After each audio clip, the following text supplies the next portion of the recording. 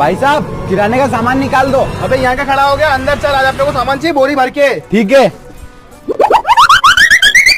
हाँ बॉस, कहाँ से स्टार्टिंग करें? यहीं से कर दो।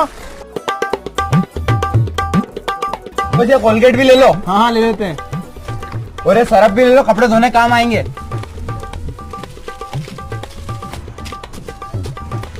तेरा पास है ना परसों? हाँ साबुदाने रख लेते हैं। हाँ डाल दो।